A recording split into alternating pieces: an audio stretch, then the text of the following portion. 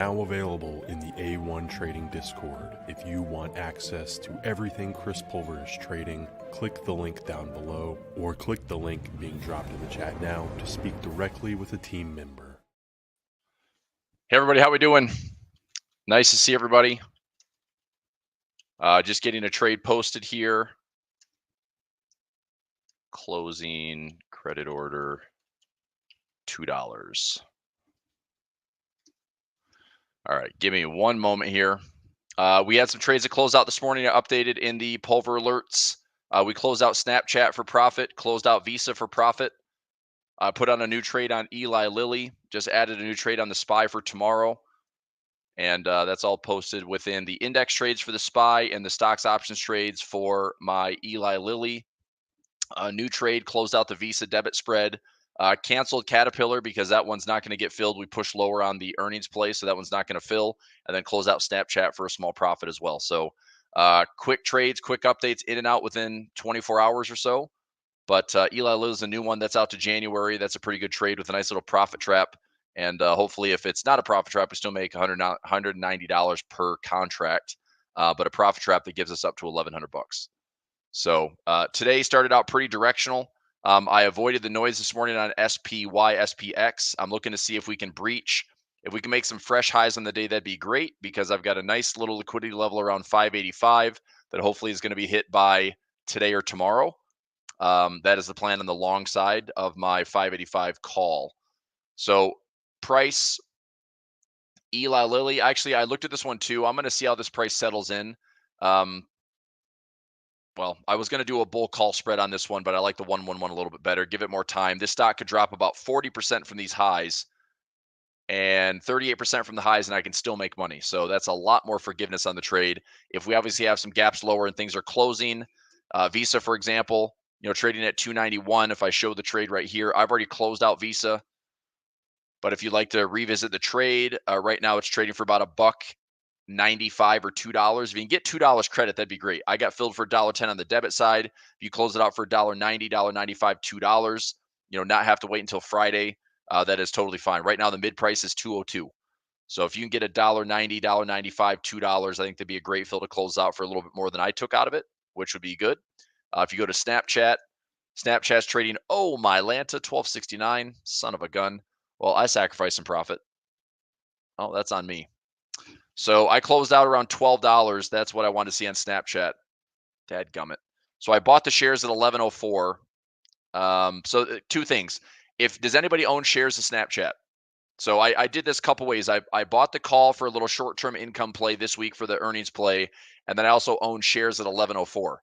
So I did buy a put against that. That put's going to expire worthless. My break even was 1122. I closed out today for around $12. And so that gave me about 80 cents net profit. And I had 500 shares or 1,000 shares. So I made anywhere between like $400 and $800 of profit today, which is good. Obviously, if I was waiting for price to do what it's doing right now, that would be up around $1.40. That'd be about $1,400 of profit. And this is actually what I want to see on the trade. I want to see price get up and fill this gap. Anything higher than that is extra gravy, but this was exactly on the technical side of what I wanted to see. So I'm out of the trade. If you have the shares, I would like to close them now. I'm out. So this trade is officially done. No call options, no own shares. Snap is over. So I'm just telling you, I updated this in my Pulver alert section for the A1 Discord. Like, I'm out of Snapchat. I closed out the 1050. And by the way, that 1050 call option is now trading for $2 and change. So $1.20 is now trading for $2 and change. You can close it out there. You actually can make more money than I made on the trade. I made 40 cents here, but the reason I closed out the call option was because I sat on the shares and I closed them out for 60 to 80 cents per share. But Snapchat's doing what we wanted, so thumbs up on that. Okie dokie. Added a trade here on Eli Lilly as well. I put that in the chat.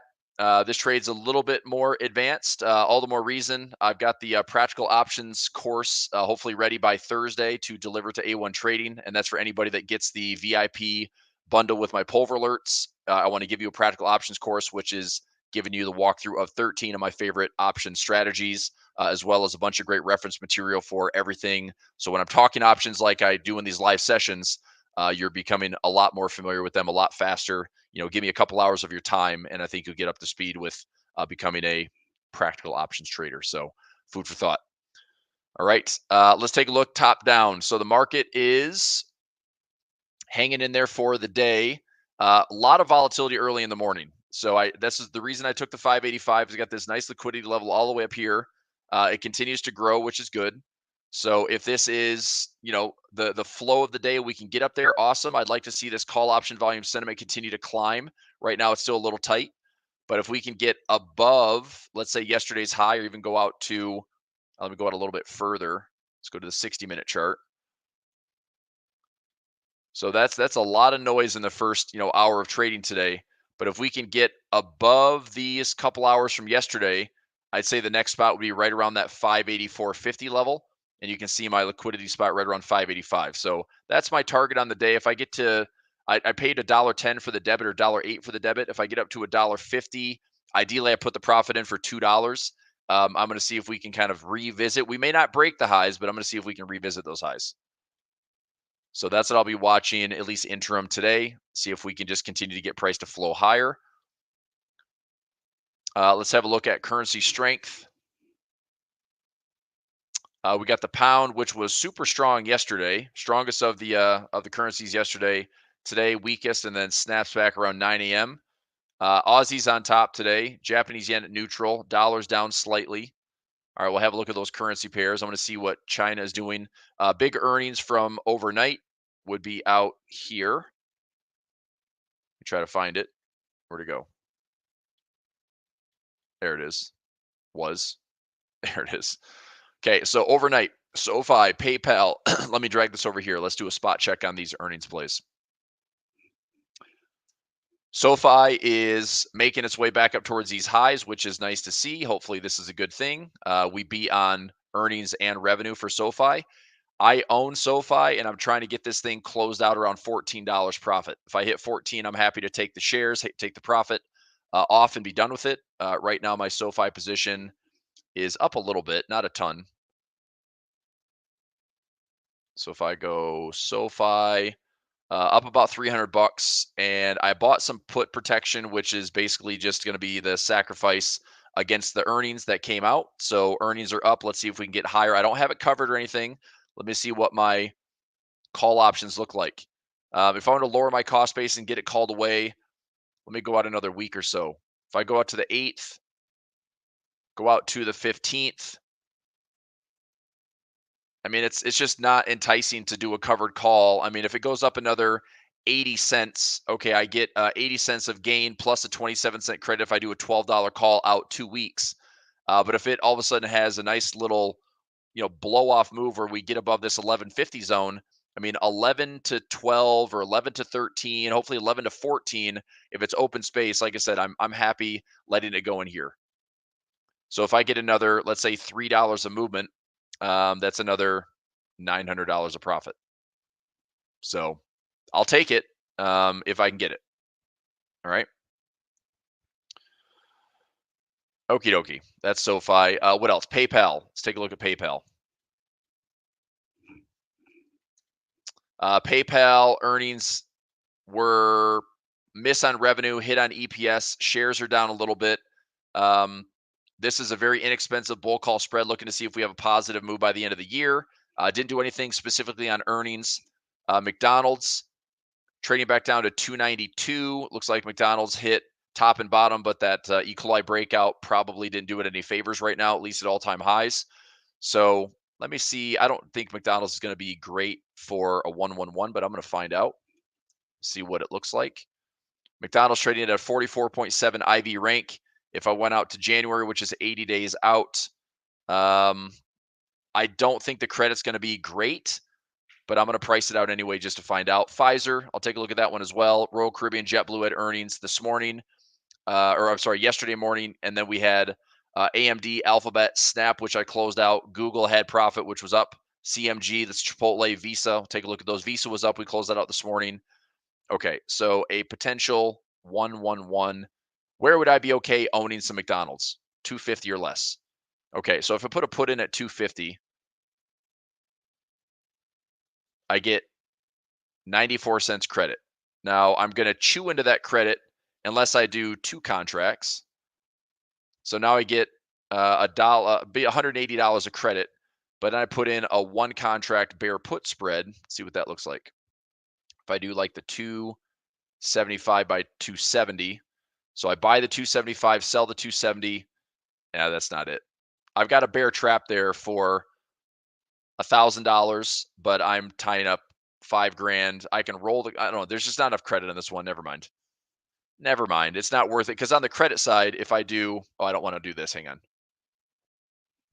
This one down to 1 contract. This one down to 1 contract. There. That's not terrible. So probability of this trade, I mean, I maybe want to move it down to like the 5 delta, but 250 is a price I wouldn't mind owning some shares of McDonald's. If we came back to 250, I would own shares. But would I own 200 shares? Probably not. I'd probably do more rolling on that versus owning. So do I like the trade enough to take this trade? Probability is we have a 93% chance that this 250 put finishes out of the money. The 275 by 270 is a bear trap to still give me some profit. I'd still make $1.15. So if I'm right on the trade, I still make $115 income, but that's not a good return on tying up $5,000. So 50.83 in capital. So I make 115 divided by 5083. I mean, that's a 2.2% return on capital. Not that enticing. So what I'll do instead is just look to see if we hit anywhere between like 260 and 250. I will probably just put a fresh trade in and say, okay, McDonald's, I got you. Right. But until then, I mean, a gap fill is likely. It could be happening here around. I mean, look at this. Price above, price below, price above, price below. We come back into that 200 EMA. We could have a gap fill if prices are going to rally by the end of the year. But if McDonald's is going to, I mean, I'd love it to revisit those lows. You know, I'm loving it. But I don't know what's going to happen. All right, let's keep going. What else? Pfizer at 28.38. OXY. Let me take a look at OXY today as well. I might have to do a quick roll on this one. OXY. So OXY is trading at $50 and change. I do have it's out to next week. Let me see what this call is trading for. 25 cents. I still have a little bit more premium in there that I want to collect. If it's under 10 cents, I'll roll it. That one's okay. JD is another one trading at 40.39, 42. What's this one trading for? This is out to this week for 20. It still has enough credit. I'm just going to I'm going to try to let this one get down to under 10 cents before I roll it. So another kind of campaign situation. I own shares of JD and OXY. I will continue to roll some covered calls. Pfizer, I have this one at 29, and right now is trading for 5 cents. I'm just going to keep it for right now. If I want to sell against it, oh, fudge, man. I'll just go out to next week. Let me see what these are trading for. If I go out to next week, 29 to 29.50. I mean, there's a chance if I somehow get a 63-cent move, it gets called away this week, and that's fine. If not, then I'll just look at probably going out to the 8th or the 15th and trying to get another, 30 cents on it. I might go a little bit deeper and lower the cost base even more, maybe go 30 to 50 cents, but still try to keep a P&L in mind that gives me a net profit. So, yeah, I need to keep a close eye on those. So this is Pfizer, OXY, and JD. Snap's already done. All right, that's good. And let's go Royal Caribbean and JetBlue. Those had earnings as well. So RCL. Let's see. This did pop up through earnings. We did have okay, I'm going to take a bear. Ooh, this looks good. Oh, baby. This could be good. RCL. Can we go lower on RCL? Let's find out. If I go out to maybe the 8th or the 15th, I'm going to see if this can go just a little bit lower. The 8th is next week through the election, maybe some chop and volatility. If I buy the 207.50 and I sell this one, that's not bad. I can make $1.32 to risk $1.18. That's not bad. If I go one strike lower, I mean, I pay 87 cents to make $1.63, but we do have to have price drop about $5. So that might be a little bit more to ask. But with the earnings move, that was, yesterday's candle, and Royal Caribbean was earnings yesterday before the open. So I'm going to see if this move gets faded.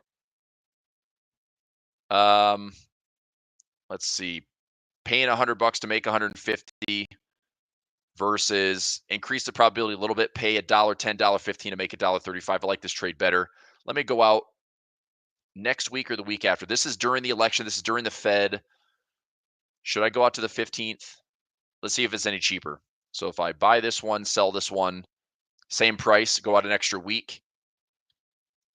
I'm going to take this trade. Yeah, I'm going to take this trade. So RCL, I'm buying the 207.50 put and I'm selling the 205. It's going to cost me about $1.15. Hopefully no more than that. $1.15. Not filling. Let me see what I can finagle the numbers to be. $1.15 is the mid. Hopefully $1.16 will fill. Filled at $1.16. Okay, I'm in. So I'll put this in the Pulver alerts. Getting these trades in right now.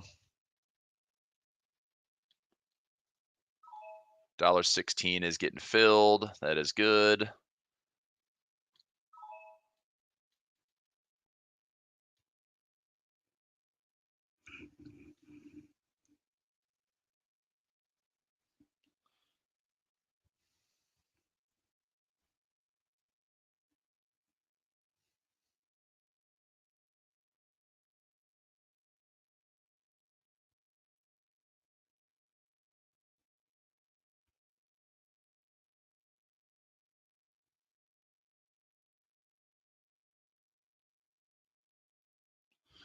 Okay.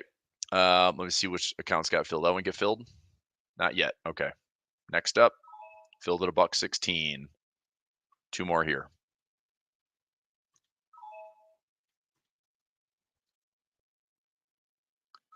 Okay. So taking a trade on RCL, adding this in. This is a 11/15 expiration. Buy the 207.50. $1.16 debit. So 116 max risk per contract. $1.34 max profit per contract. RCL post earnings, looking to see if price retreats from all-time highs.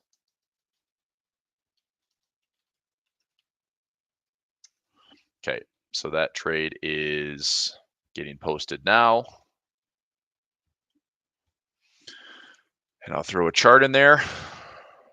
So this is a short position, boom shakalaka right there. And we've got all this room to the downside if we're right. So 11/15 expiration, bear put spread. Okay, that's another reason I'm giving for VIP and gold members with the A1 trading bundle with the Pulver alerts. This is why I'm giving 13 bonus strategies in my practical options course, because terms like this, I want to make sure everybody understands what the heck I'm talking about. So that's the trade right there. Post the image. And that will be in Discord in 3 seconds. Boom. In. Okay. In for RCL. Next up, what else do we have? JetBlue. JetBlue had a miss on earnings. Ugh, son of a bee.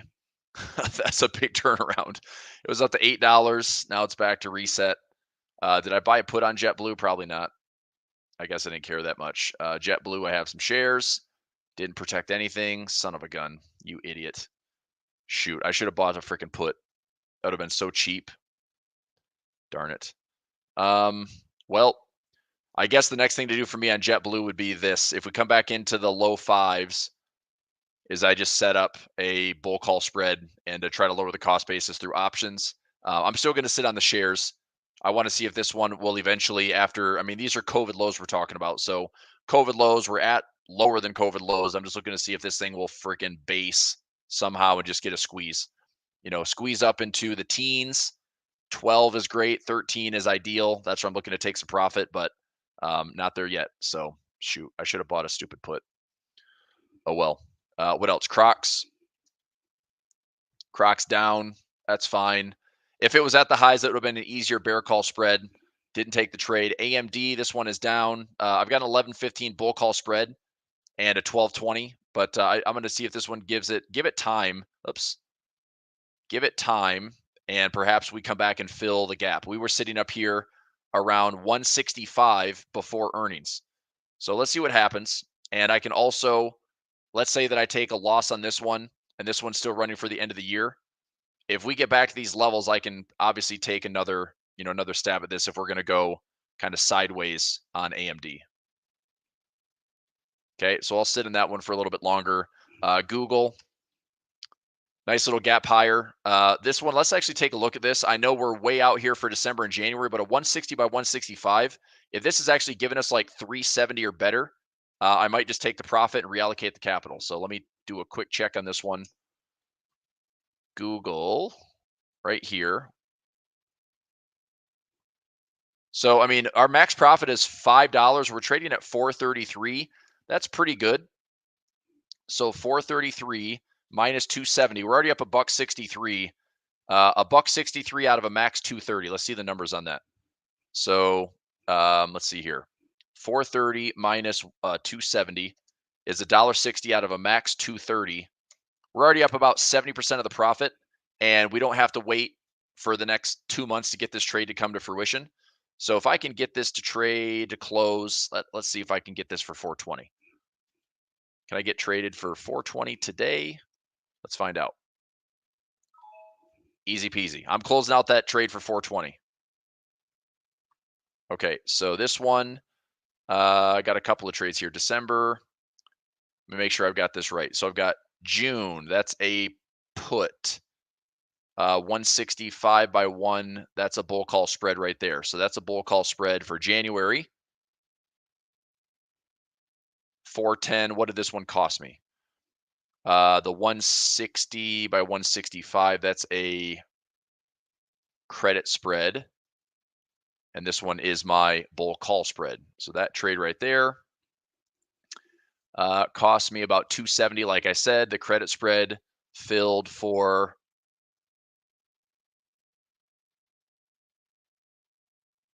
that one's looking pretty good too.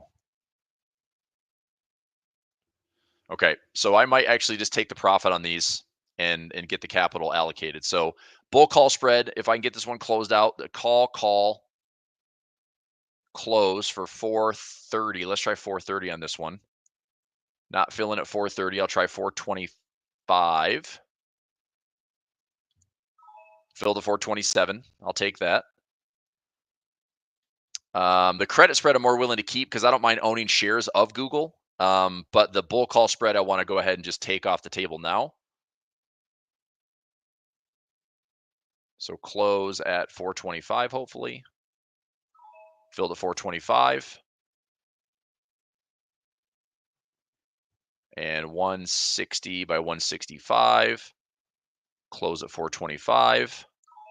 Fill at 427. These are good. 160 by 165. Ooh, 430. Don't mind if I do. Let's see if we can get 430 out of this one now. Ah, you dog. How about 429? How about 428? 427 was what I got filled on the last two accounts. Filled to 427. I'll take it. All right, one here, close 427. No problem. All right, two more accounts. Here, there, close. 4. I mean, come on, man. You're showing a mid at 432. Still not going to get me filled, you dog. 428. I got a penny more. And call, close 425. Fill the 427. Okay, so that trade is going to be updated. That is, let me find that in my stocks here. Google.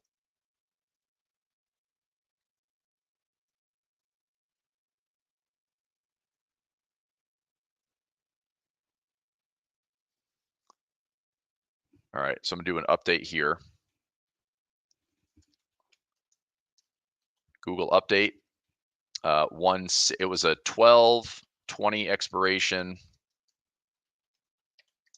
160 by 165. Bull call spread. Paid 270. Closing for 4.28 credit. So that is a $1.58 profit per contract, about 70% max profit. And we don't have to wait until expiration.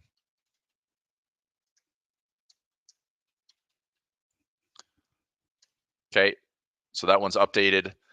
Let me take a quick peek at these other ones. I know these accounts have the same trade for a credit side.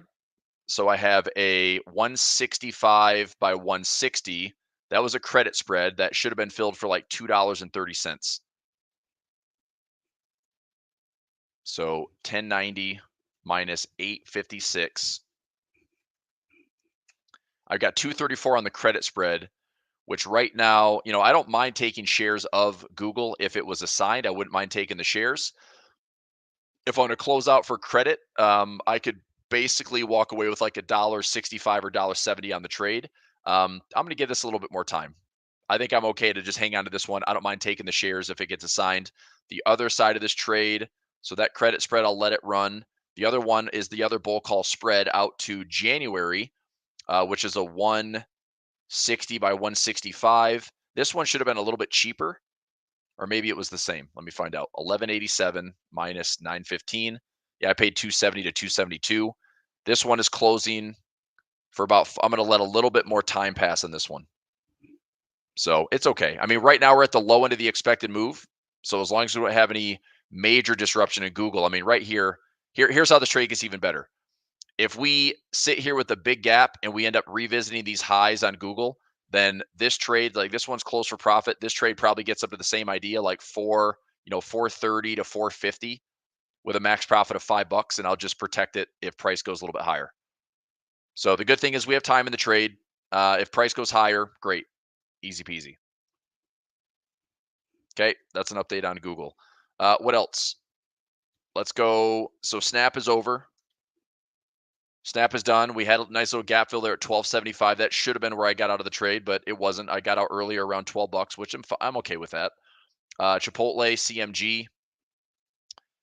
Chipotle, I didn't do an earnings play, but I do have some ratio spreads on here. So this is a bunch of sell puts I'm willing to own for, dirt cheap because they did that crazy split. That was a 50-to-1 split, which is insane. But it just makes it a little bit more attractive for the smaller purchase price. But I still like Chipotle. Visa is up to 291. You can get more profit out of this trade than I did. I closed it out for a win around like $1.75, $1.80. It's probably trading for $1.95 to $2 right now if you want to close it out. Max profit would be what? 250 max profit, or I think 250 max profit by Friday expiration. Okay, moving on. Eli Lilly. Look at this thing. Just freaking ripping up after a gap lower. I mean, this is why in a strong trending environment like this, with the stock doing no wrong, anytime you get these dynamic levels, pulls back and goes higher, pulls back and goes higher. There's a quick cover on Eli Lilly.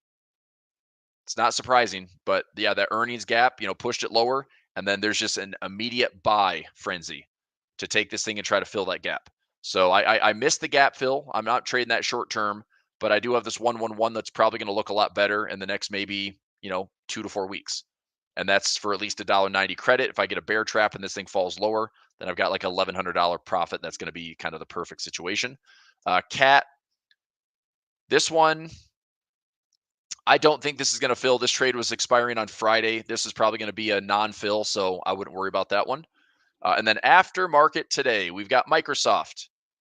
Okay, we're trading at 437. If Microsoft comes in with solid earnings, this is another one we can probably close out for profit early if we have a good pop to the upside. We have Meta. I'm not doing anything on Meta as of yet. We're sitting here near all-time highs. So look, Meta being the the Mag 7 that it is, I mean, it could clearly blow the tops off, which wouldn't surprise anybody.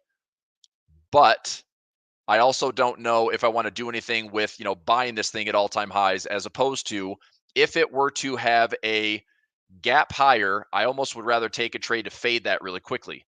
If we have a gap lower, obviously I'm way more interested in, credit spreads, ratio spreads, income plays, and looking to see if we can use, dynamic support to continue to buy some dips on Meta. Make sense? So I'm going to stay out of earnings for Meta. Coinbase is another one that surprised. This is insane. I mean, we damn near hit all-time highs on Bitcoin, but we didn't. But pretty much we were right there yesterday. Bitcoin is trading at what? Bitcoin is trading at 72,258. I mean, right there near those all-time highs. It's just right there. So it's just funny to see, like, Bitcoin makes a rip. MicroStrategy is already at all-time highs, but Coinbase, meanwhile, is like, we're not there yet. But maybe it catches up. BITO looking better. IBIT looking better. MicroStrategy pulled back quite a bit. We have earnings on this one today after market.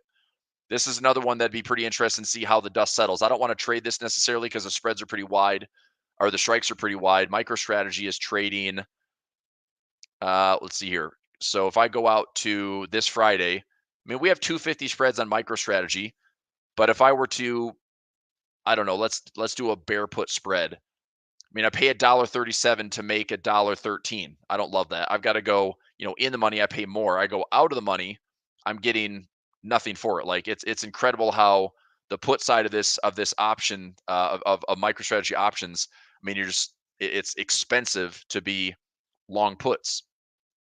So I'm not going to do anything. I think this will just be, the nice thing is I've got about $2,000 or $3,000 of income just sitting down here that I'm just waiting on. So if I go to my MicroStrategy positions, they're mostly just income plays. I haven't really owned much of the shares at all over the last couple of years outside of some scalping. I mean, I'm up like $5,600, and most of it is just way out of the money, mostly 94, 93% probability of profit. Like, I've got time in these trades. They're out to January, February. I'm not even worried about these trades, and I'll probably just let them come to full expiration. I mean, right now you see here in my broker platform shows that I've got about 84% of the profit on one of these trades, about 55% of the profit on another one. So more time is needed to let these go lower, which is fine. I want more time. It just shows my P&L will continue to climb.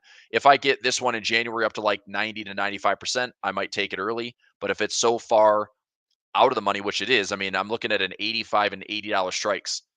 It's so far out of the money. It's like the probability of profit's like 96%, but time will tell. So anyway, I want to see what happens during earnings and then maybe give us a play after. I mean, same type of thing. If we were to somehow, blast off here, something tells me enough volatility that we might get a chance to fill that gap just trading charts. But if we, ideally, this is what I'd like to see. We somehow gap down here and use this area as just a bounce. I'd love that trade. So if we get a chance to buy a dip, I'm going to buy a dip, but I'll use options. Okay. So that'll be today after market. We also have Meta, Coinbase, Robinhood, Etsy, Roku, Carvana. I looked at Carvana and Starbucks. I'm not going to do anything on those. And then we'll switch gears into some currencies. So Carvana is sitting here at fresh highs, not doing anything on that right now. Starbucks is sitting kind of in some chop with a gap. I'm not going to do anything there. Etsy, I haven't looked at. Etsy is down into the dumps. I mean, again, not super interested in Etsy, but this is back into COVID levels. I don't know. I might take a stab at this one with COVID levels. I mean, if we're back down here towards like $30, I mean, I could take a trade there. So let's see what earnings gives us. It's probably dirt cheap, I would say. I mean, if we're wrong, let's see what this gives us. Let me check on Etsy. So Etsy, if I went out to the end of the year or further, okay, two things.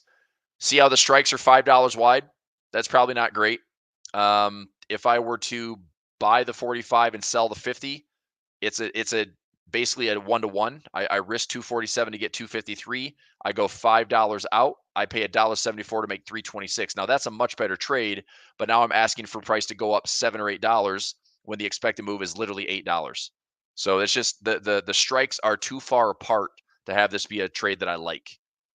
Yeah. So I'm probably not going to take the trade. However, if we come back into the, let's say, $30 zones, I mean, we've had a lot of misses in earnings on Etsy. If we come back into these areas here, like mid 30s or low 30s, I'll put a trade on. Let's see what we're looking at fundamentally here on Etsy.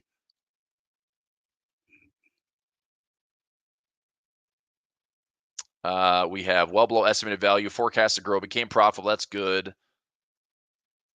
I mean, price to earnings, price to sales, not terrible. Way undervalued, but that's discounted cash flow. I want to see what the price to earnings is. So Etsy's 19 times price to earnings and pure average is 19.7. So it's pretty much right there. Interesting. Yeah, it's just not, I don't know. It's not a price that I want to trade. If it comes down into 30s, I'm way more interested. I think that gives us more value opportunities and we can go out longer term. But for then, until then, no, nothing. Then we have Thursdays, which we can talk about that later today. I've got a session at 3 p.m. To talk more about, MO is going to be earnings. Uber has earnings. Uber's up to some fresh all-time highs. I'll probably just stay out of that for right now. MO, I've got some shares on this. We're trading at $50. I've got it covered at $50. If price goes higher, then I'm just going to let it get called away. No trade in this one. Estee Lauder, EL. Oh boy. Interesting. EL. Estee Lauder. High level of debt. Profit margins lower. What? Okay. Well, that's not great. Let's see what fair value is. Price to earnings, price to sales. That's pretty high. Fair value. All right. It's still slightly undervalued. This is crazy. This stock has been down 77%. Oof. And we are below the COVID lows. Does that make me want to buy it? Not really. Not at all, actually. The one thing I'm watching here, though, is check this out. There's a huge gap on Estee Lauder that, this doesn't have to be like picking bottoms here, right? I mean, Confucius say you pick bottoms, you wake up with smelly fingers. So if we get this gap to fill, the easiest way to see that happen is watching price stabilize and then start getting above this 200 EMA. Once we have that happen, then we've kind of switched gears to bottoming out, and then we can see price actually moving up. But I have no interest in calling the bottom when this thing is still falling. Okay. All right. Norwegian Cruise Lines, NCL. This one's been on a pretty good rip lately. NCLH up to 23. I did own shares of this one back at the double bottoms here around $11 or $12. I closed out when it hit 20. I'm no longer in the stock, but yeah, whatever.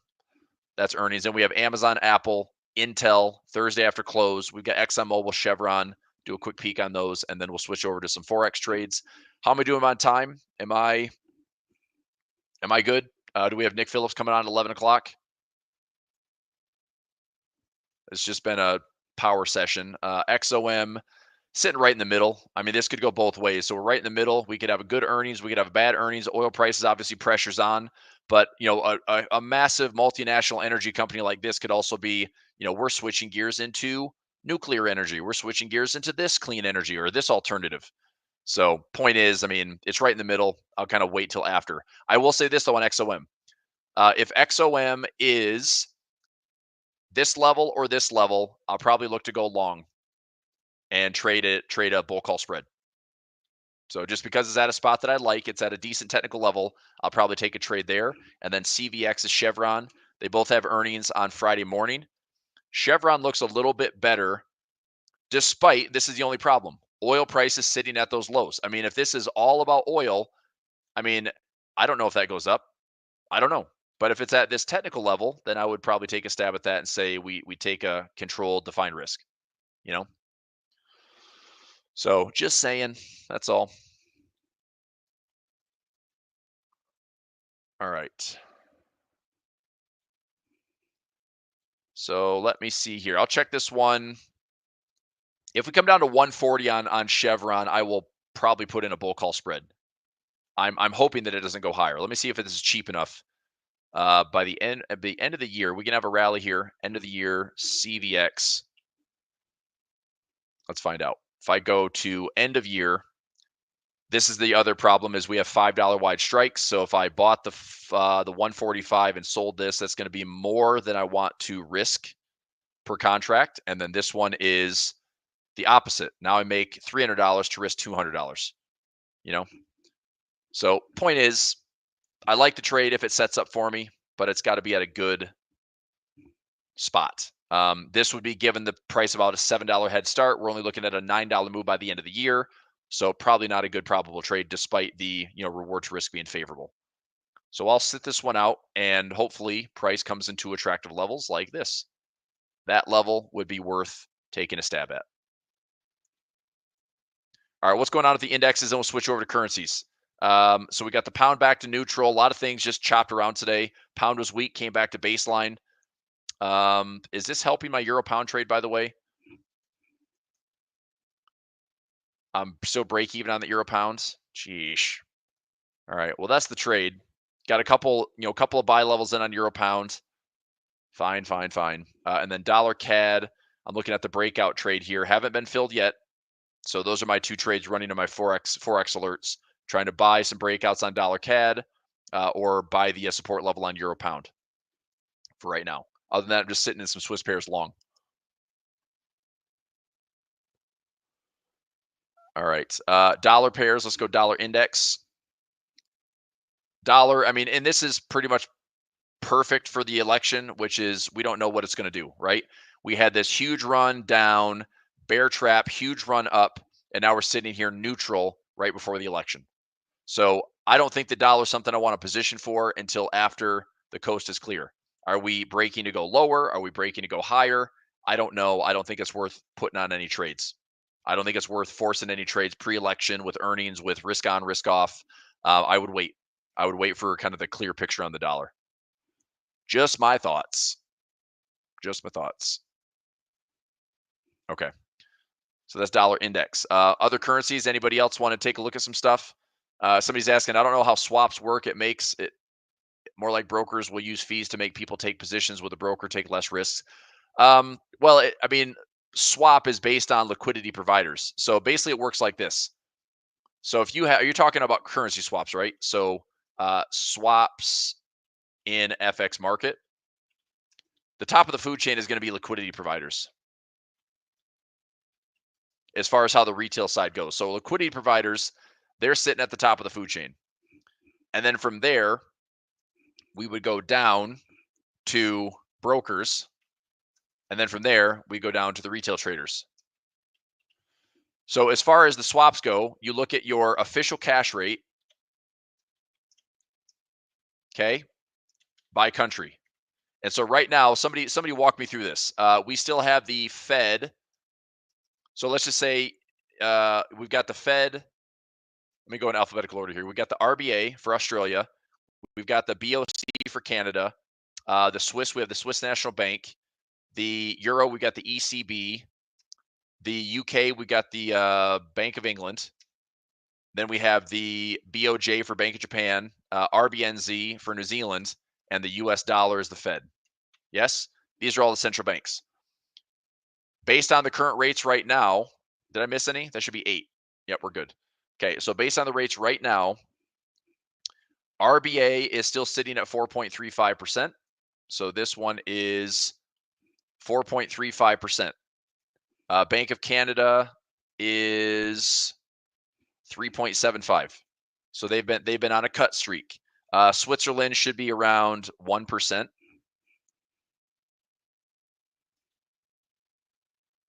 Yep. So they're at 1%. And then you got the ECB, which cut again down to 3.25. You got the Bank of England, which is at 5%, still hanging in there with some firm. They paused, so they're sitting at 5%. The BOJ is still at plus, it's 0.25 now.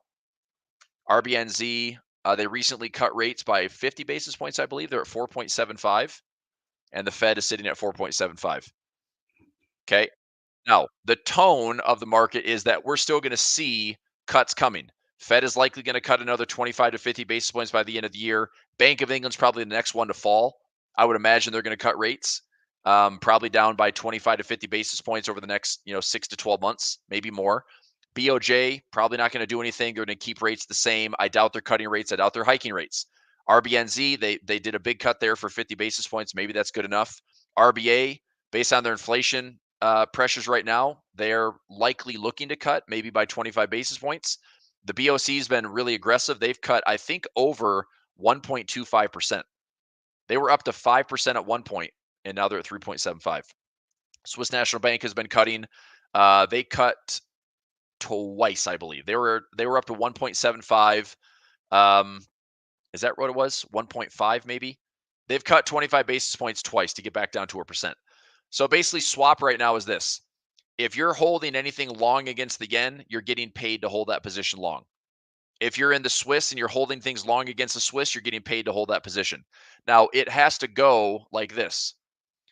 Liquidity providers are going to take their chunk, and then they will pass that on to brokers, and brokers will pass it on to retail traders.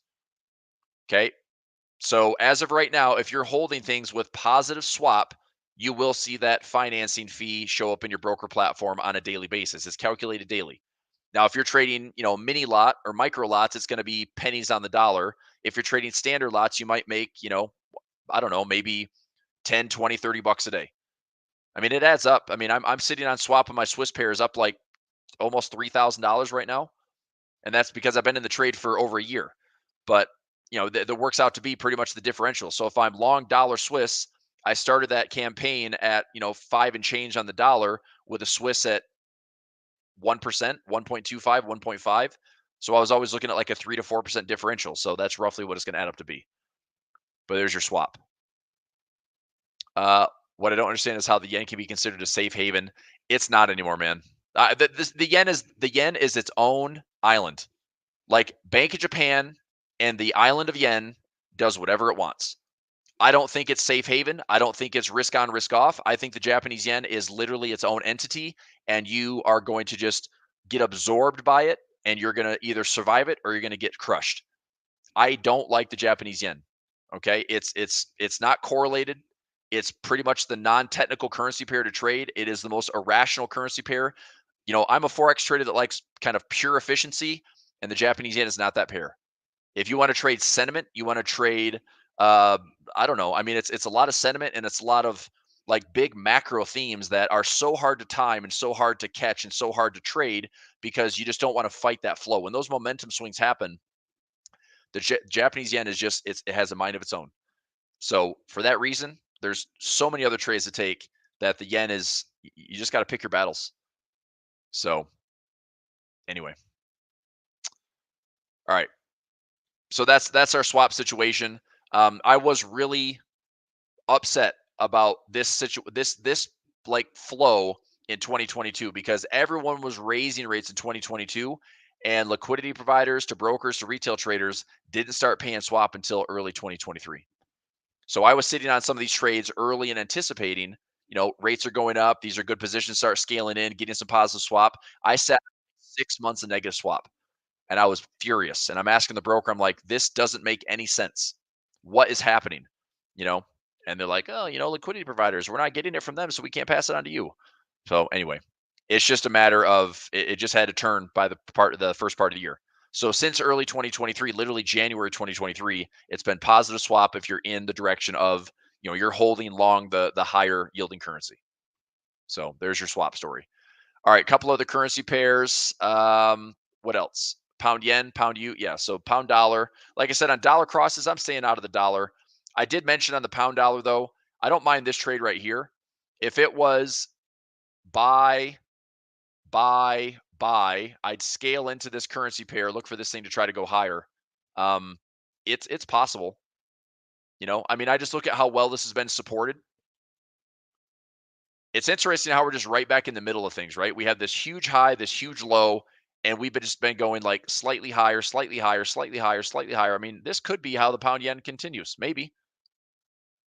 So, I mean, I think I would be interested in scaling in with small trade sizes, getting stopped out below invalidation, and then looking to see if this one catches the trend and this daily trend is still intact. So I like the pound dollar for that, but I don't have an exact bottom here. You'd have to kind of scale in and just make sure price doesn't do anything stupid below like 125. Pound yen. Pound yen. I mean, my symmetry level got hit. Like I said, it's kind of a mind of its own. I'm not really doing anything other than this. I've said this for the last couple months now. This high, this low is so severe in the currency market. Don't be surprised if price just says this. Finds the top, and then we look at a pattern, and then it starts to sell off. But it's probably just going to be chop. If we stay inside this high, this low, all this noise, all in between here, what does that give you? No direction, right? So how does this end up playing out? Well, I don't know. I mean, we go up to hit the highs again with a weaker JPY and carry trade, or we deleverage again like we saw back in July and August. I don't know. But day to day pound yen is I mean, it's kind of a scalper's dream when you get like 100 to 150 pips a day in currencies, but you got to trade this thing like 12 hours a day. I mean, I don't know when it's going to move. And it's a yen cross that I don't really care to follow that closely, but the high and the low are probably just going to contain price for months to come. So, I mean, I would say this, if we're creeping up towards these highs, I mean, it favors being long and just getting some dips and having the positive swap, which is slow and steady. But if we get up to this resistance level and it starts to turn, well, that's a low risk, potential high reward for just a range trade, you know? So right now if it's positive swap, it favor going higher. But if we actually resist up here, then sure, we can switch gears and get back to the halfway point or go all the way back down to support again. So I would just trade like all the big spaces. Okay. All right. Good stuff. All right. That being said, let me see here. Pfizer, OXY, JD watching, closed out Google, closed out Snap, closed out Visa. Trades will be still rolling in by the end of the week. I've got a couple expirations I need to be mindful of. Let me go to my days to expiration here. So I've got some futures hedges, got some SPY trades. SPX, that's a bull put spread for tomorrow. Yep, that's a bull put spread. That'll be fine for full profit. Amazon still on that one. Amazon has earnings on Thursday. Coca-Cola, that's going to be a small loss. I need to get back in on a credit spread. Pfizer, I might end up rolling. This is out for Friday, so I don't have to do anything right now. But if it's not going to hit $29 by Friday, then I'll just go out another week or two and try to lower the cost basis by another, hopefully 30 cents, 30 to 40 cents. That'll increase my bottom line by $300 an account. That's about $2,400 to continue to add to my gain. So I'm up around $18,000 on Pfizer. I'd like to get that up to, 20 plus $1,000 if I can by just, slowly adding 20, 30 cents of credit every couple of weeks. JD, I'm looking to see if it gets called away at 42. OXY, this is out to next week at 53. I will probably look aggressively to roll this one down, try to repair that stock, especially if the floor and oil is looking rough. And then before I go, how's everything looking on China? Not great. It's about the same. Down a little bit. Baba's still flat. Baidu, FXI, JD, KWeb. All right. It's just chop. I do wonder if we have to get through the election first. We get through the election, maybe there's another kind of animal spirits play where we get up where this has some follow through, right? We go up here, we pull back, we go up to retest the highs. That's all I'd love to see. If that happens, there's money to be made. So that's it. What else? Gold. What's gold at today? Gold is at all-time highs yesterday. Gold made another all-time high today with a bit of a rejection. That's fine. I mean, look, gold is right now like the easiest bull market to be in. And I don't think there's any reason. I'm personally not adding at all-time highs. Okay. I'm looking for a freaking pullback. Pull back to the 21, then I'll buy some more. Pull back to the 21.50, I'll buy some more. Until then, if this wants to melt up higher, I will just maintain. I've got GLD long. I've got GC option trades, bull call spreads, bull put spreads, and those are income from way the heck down here. And those are all just looking good. So there's nothing to do other than watch. I want to add to gold because I like it. I want to add to my position to see that, okay, we get a dip and a pullback. Let's go higher. But I'm not sitting here adding at these highs. Like, I'm just kind of amazed that gold's up over 30% for the year. And the indexes are creeping up into the low 20s, mid 20s. I said this yesterday. This has never happened before. 25% in the SPY okay, or S&P 500 and 25% in gold. That has never happened before. Okay, doesn't mean that it can't happen. And in fact, it probably will happen. But it also means that something is weird with this to be how the markets are playing out. You got utilities high, like utility sector leading the charge this year, financials leading the charge, indexes are at 20+%, gold, silver up 20, 30%, Bitcoin's up, whatever, 100+% for the year or something, isn't it? I mean, it's been a wild market so far with just all these correlations that don't seem to be in line with historical any like historical significance. So the market is going to do what it's going to do. But gold, if it pulls back, I'd like to add some more exposure. I just don't have the pullbacks yet. Silver is just hanging out here, pausing at the top. Hopefully this is a break where it's, up and a little bit of a pause and then more to come.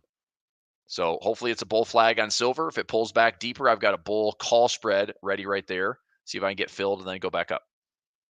So I'm still adding to SLV and SI for futures if I can get the trade that I want.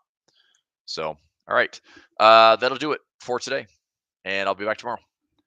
Thanks, everybody. Have a good day. Bye. Thank you for watching today's A1 Trading Show. Make sure to subscribe and to turn on post notifications so you don't miss the next one. We're looking for more guests to come on the show. If you're comfortable being on camera, have trading experience, and you're looking to grow your audience exposure, we'd love to have you on. You can fill out an application with the link in the description below. That's all for today. Trade safe, and we'll see you tomorrow.